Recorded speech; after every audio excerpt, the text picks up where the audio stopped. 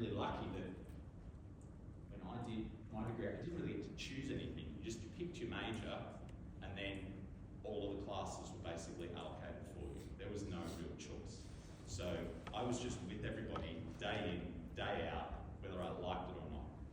And we were at uni for 7, 8 hours a day, just full-on classes. It isn't like that anymore. You've got so much more selection. But if you go, you see people, you will talk to people, and it will certainly make group work easier. Because you know a few people. You'll also know who to avoid in group work as well. In case there's somebody that's particularly hopeless. Try not to be the hopeless person in group work. I hate getting those emails. That such didn't do anything. What are you going to do about it? Try to make friends is the point of me telling you this, and the best way to do it is to physically be there. I'm kind of preaching to the choir here, because you came today. So you're well on your path, but I encourage you to keep doing that. I have all that stuff up there about me, just to kind of, I found it really difficult to understand what an academic was when I began. I thought it was like a high school teacher, and they didn't necessarily work in that specific area of stuff that they were teaching.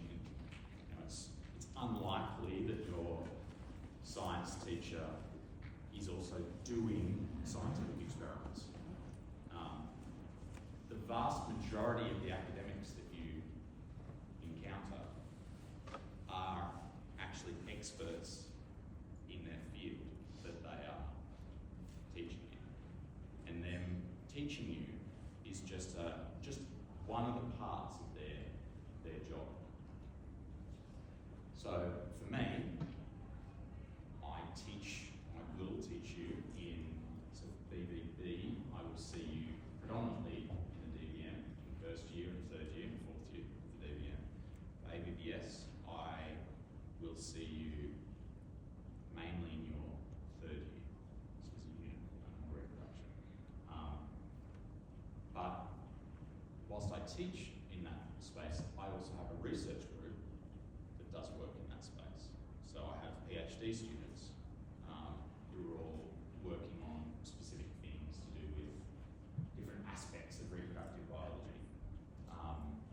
We publish papers, we go to conferences, we have industry calling us up saying, what the hell do we do about this particular problem that we have? The slide, ostensibly, well, it is about me, but it's more for me to make you realise that the academics that you encounter are experts in their own field. And so, if they're teaching you about a specific thing, and you're like, this is really cool, go and ask them about it. It's wonderful if somebody shows an interest in the thing that I'm doing. It's like, you would have maybe in, I don't really know what happened in high school now, but in science, do you ever like to look up published papers and like get information from published papers? So that's what we do, is we publish papers. And once in a blue moon, somebody will send an email going, I just wanted to say, I really thought that research that you were doing was quite interesting. And I've got a question, could you possibly answer it? Sorry for bothering you. Say less, my friend. Here is my entire research library. Happy to give a day to you to just run you through anything that you could possibly want. Academics, as you can tell, love talking. They love talking about themselves. And they love trying to convince other people that the area that they're really interested in is the most interesting area in the history of science.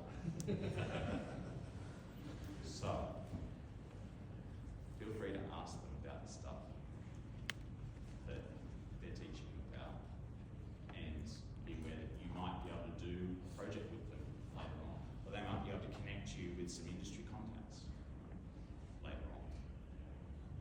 from the get-go, I want you to be thinking about what you want to do at the end and about how to develop your network of people that you know who might be able to assist you to get where you want to go.